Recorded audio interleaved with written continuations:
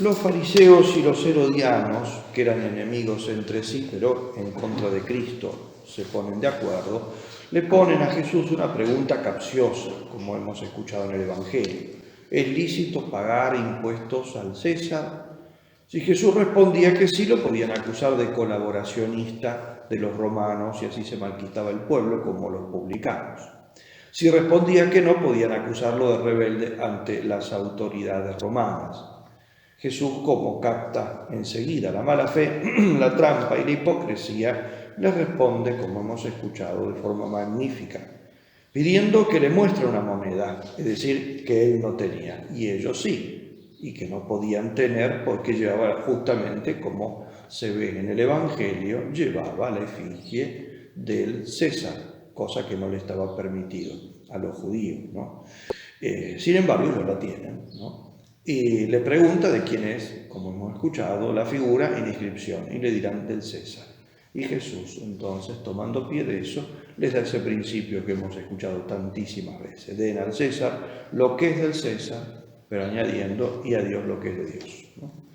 De este modo, nuestro Señor les decía, y nos dice a nosotros, y dejó establecido ya con una sola frase, ¿no? Con una sola frase, todas las relaciones que debemos tener con el poder temporal y con el poder divino, y las relaciones entre uno y otro, ¿no?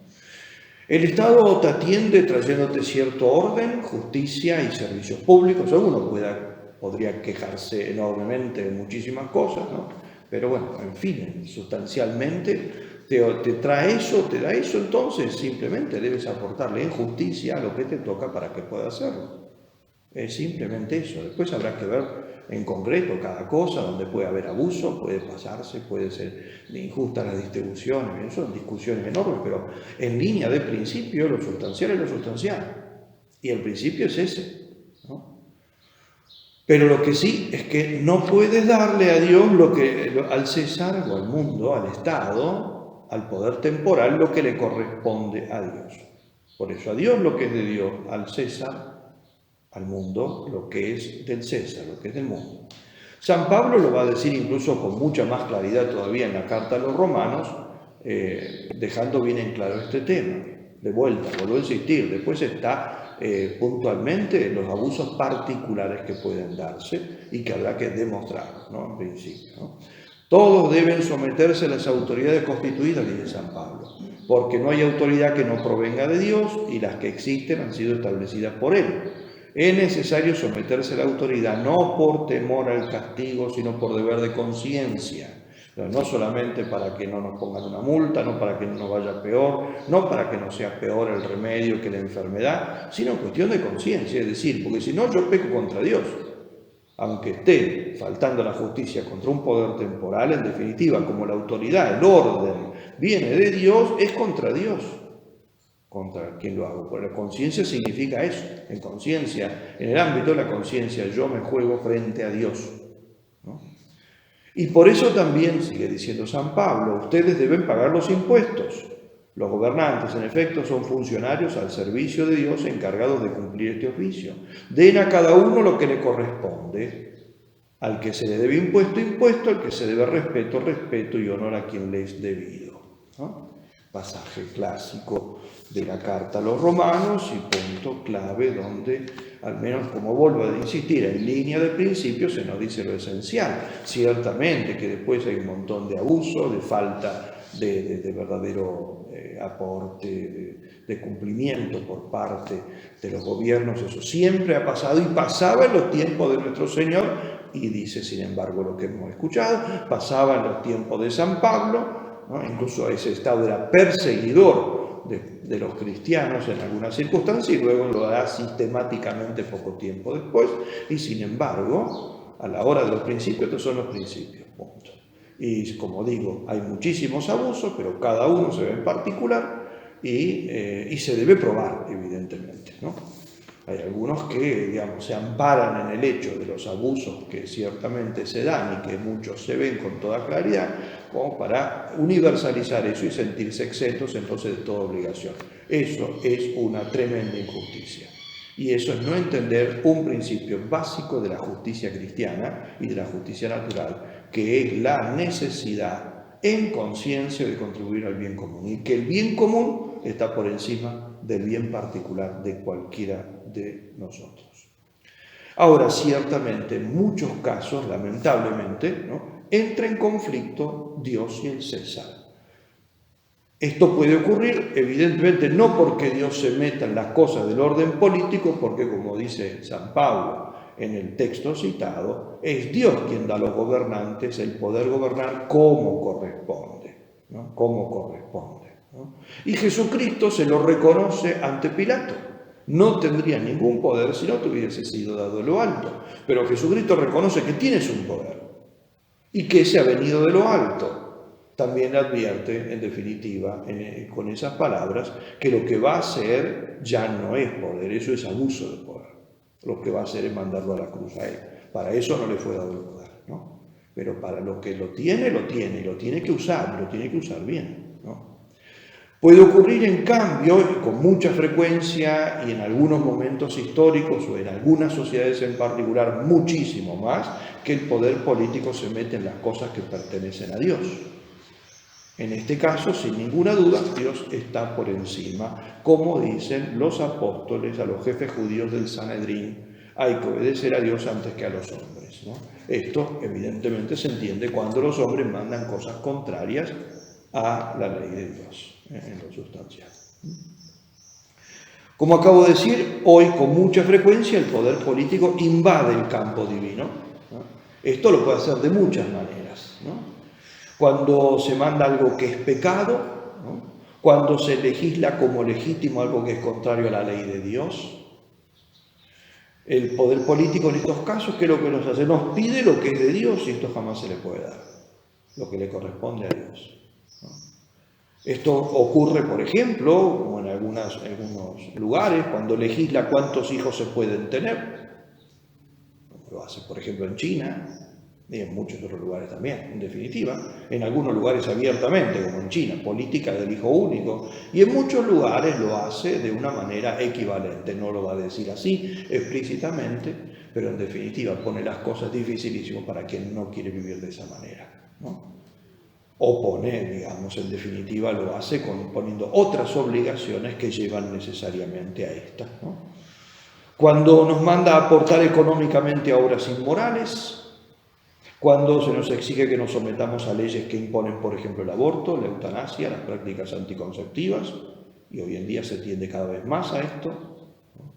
Cuando se nos imponen como obligatorias políticas educativas que destruyen la persona, que la corrompen, que la pervierten, ¿no?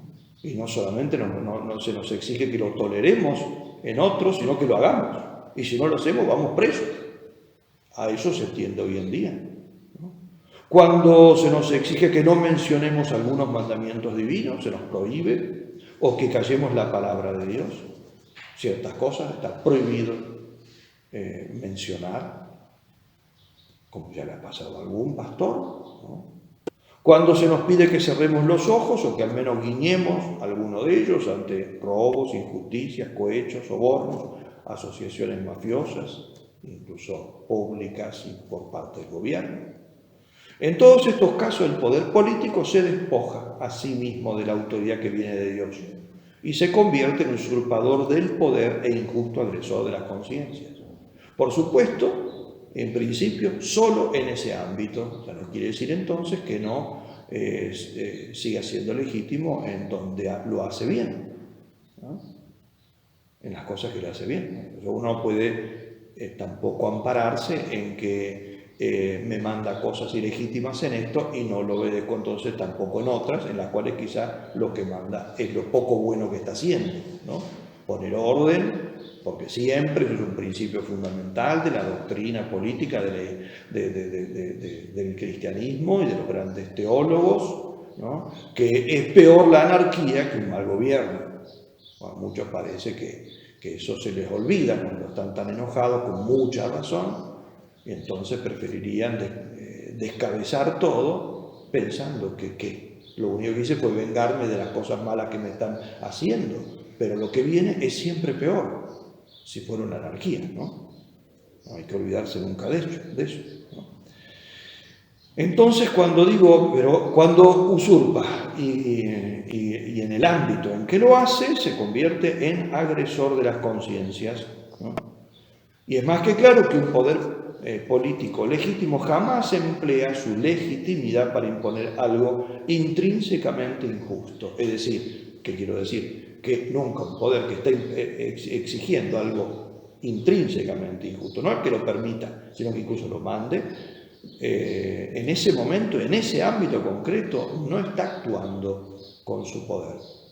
No está actuando con él.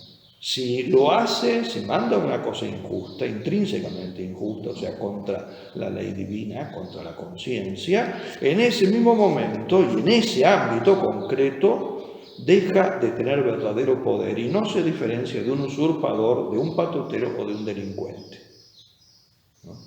Por eso a la ley injusta se la resiste, pero estrictamente hablando no se la desobedece, ¿no? Es decir, la palabra desobediencia, que la usamos y no está mal porque entendemos lo que queremos decir, pero estrictamente hablando no es la correcta, no es la correcta. ¿Por qué? Porque no existe ningún deber de obediencia. Yo, para ser desobediente, tiene que haber obligación de obediencia. Es así. Cuando voy por la calle y alguien me ofrece venderme maní y yo no quiero, no estoy desobedeciendo a nadie, porque yo no tengo obligación de comprar maní. Tiene que haber una obligación para ser desobediente, ¿no? Es así. Entonces usamos la palabra un poco ampliamente, la usamos, digo, no está mal, punto, pero hay que entenderse bien porque también el hecho de decir o desobediencia a un poder usurpador o ilegítimo que manda algo intrínsecamente injusto, y ya no suena como decir, bueno, que hay veces en las cuales se puede ser desobediente. Estrictamente hablando, es una manera de hablar, pero estamos en otro ámbito, ¿no? Yo desobedezco y por lo tanto voy contra la obediencia cuando me niego a seguir el mandato del gobernante que me dice algo correcto, algo que está en su ámbito y que me manda, qué sé yo. Si me dice que si uso electricidad tengo que pagar lo que he consumido, punto, y con el precio justo. Pero no desobedezco cuando me niego a seguir la orden de ayudar a una mujer a abortar. Aquí en todo caso me resisto, pero no desobedezco, porque como digo, en esto no hay ningún deber de obediencia, ¿no? No hay deber de obediencia cuando no hay ley. Como digo, no existe una ley que me obliga a mí a comprar maní a los vendedores de maní en la calle. Y una ley intrínsecamente injusta que vaya contra la ley divina no es ley. Tiene apariencia de ley. El que me la impone me va a decir que es una ley, pero no es una ley. No es una ley. Esto se lo dijo una pagana como Antígona. Antígona es un personaje que a mí siempre me ha fascinado. Me ha fascinado, ¿no? Y siempre que puedo la pongo de ejemplo, porque es el ejemplo más notable en el mundo pagano. Cuando Antígona le dice a su tío, el rey Creonte, que le prohibía enterrar a su difunto hermano por el hecho de que había muerto, siendo traidor a la patria, y por lo tanto tenía que dejar que su cadáver fuera comido, devorado por las aves del cielo, lo cual implicaba un montón de consecuencias en el orden religioso de la mentalidad pagana, como por ejemplo no poder descansar tampoco en el mundo de ultratumba, ¿no? Ella le responde con toda claridad, como dice la tragedia de Sófocles, ¿no? Yo no creo que tus decretos sean tan poderosos para que tu mortal puedas transgredir las leyes no escritas e inmutables de los dioses. Ellas no existen desde hoy ni desde ayer, sino desde siempre. Nadie sabe cuándo han aparecido. Yo no debo, por temor a la voluntad de un hombre, arriesgarme a que los dioses me castiguen.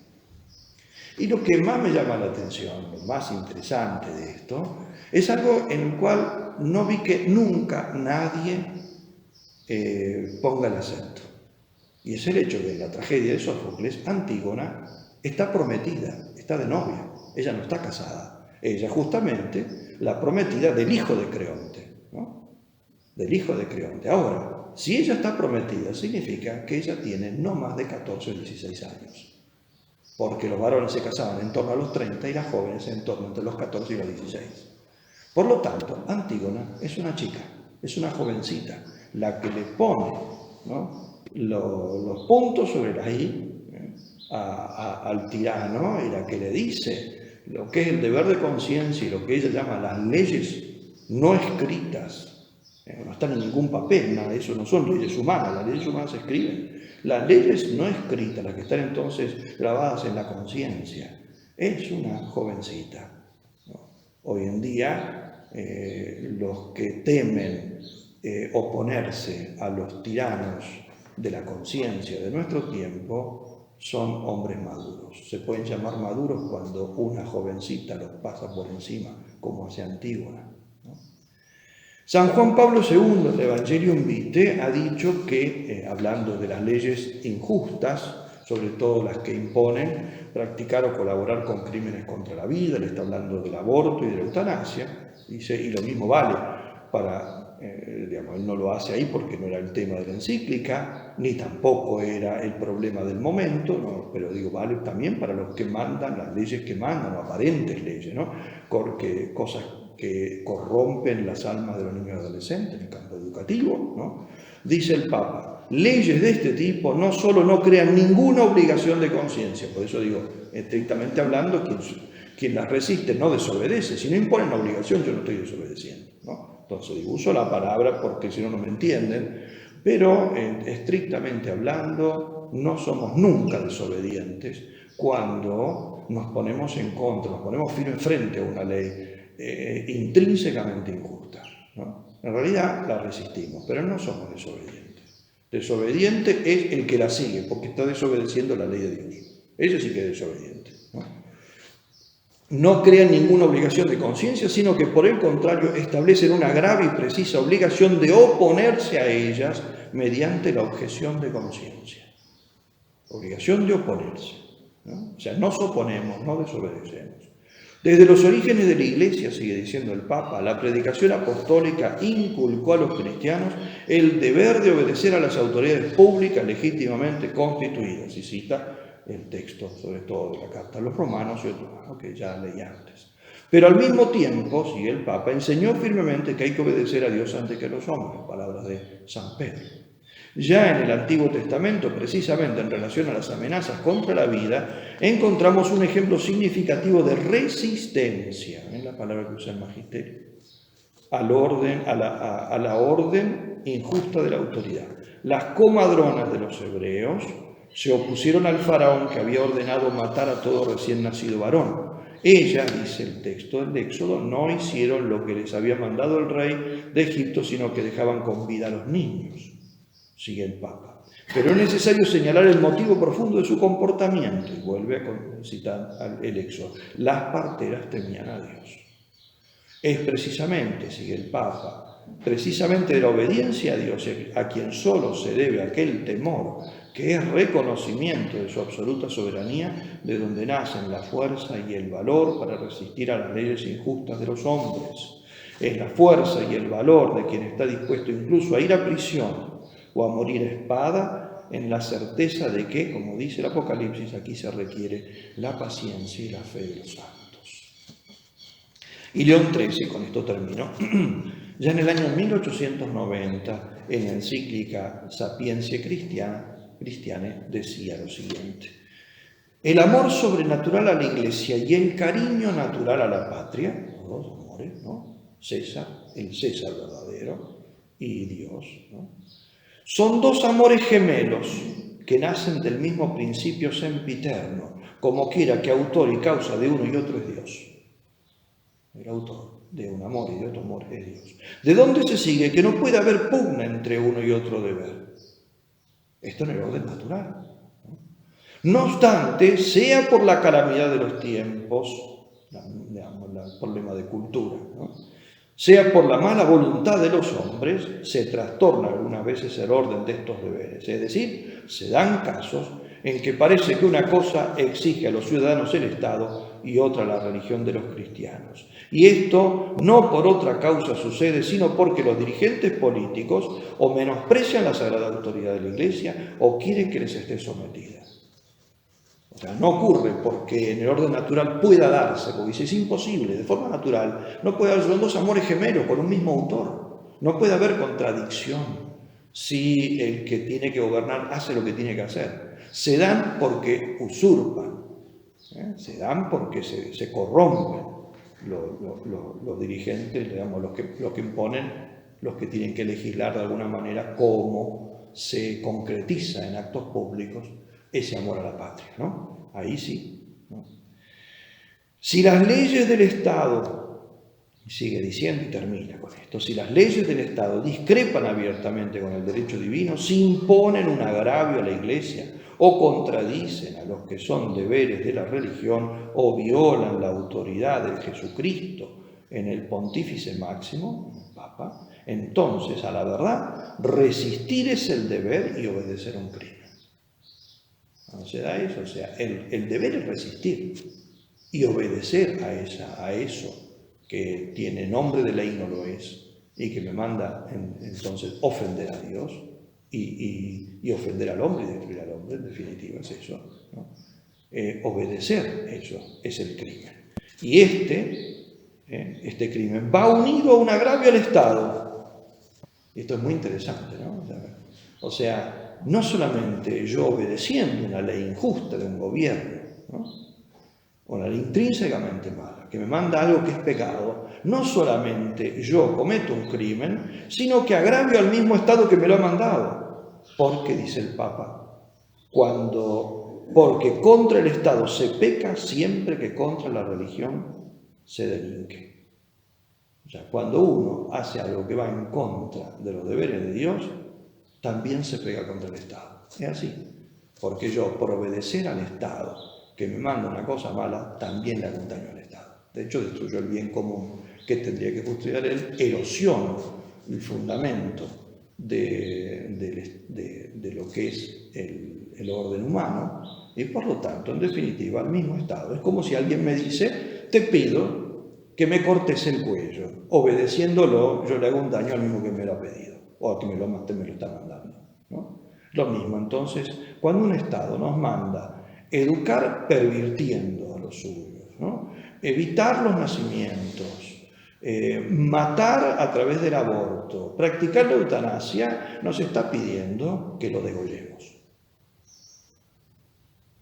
El Estado como tal, el gobierno que trata de dirigir ese Estado, evidentemente es como una especie de demonio que se mete en una persona para guiarla hacia donde se tiene que hacer daño, como los demonios que se metieron en los cerdos en el episodio del Evangelio y después los empujaron o los llevaron, los movieron para que se arrojaran por el precipicio, ¿no?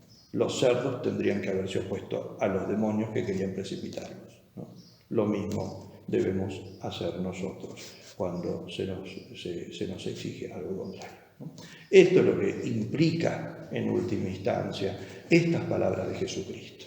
Las palabras de Jesucristo, como vemos, dada al César lo que es del César y a Dios lo que es de Dios, no son solamente referidas a los impuestos. Esa es una aplicación quizá de las más secundarias, importantísima, pero es en definitiva simplemente un epifenómeno de lo que significa este principio en toda su amplitud. Está puesto aquí, ¿no?, la salvaguarda del orden, verdaderamente del orden natural, ¿no? Y destruido este principio cae no el orden sobrenatural, no es que no hay más orden sobrenatural reinando en la tierra, ni siquiera hay orden natural. Todo se viene abajo. Como dice León XIII, en ese texto se peca también contra el mismo Estado, ¿no? Por eso pidamos siempre que Dios nos conceda esa gracia extraordinaria de la armonía entre el César y Dios y de nuestra lucidez para poder dar al César lo que es de César, ¿no?, que también no dándolo, ¿no?, cuando hay que darlo se peca, ¿no?, y a Dios lo que es de Dios. Pero sí el César, ¿no?, lo que es el poder mundano, osara ponerse en contra de Dios, también tenemos que pedir la fortaleza de los santos, como dice el texto del Apocalipsis que cita Juan Pablo II, ahí en ese texto que leí, la fortaleza de los santos para saber que la conciencia y el alma solamente se dan a Dios.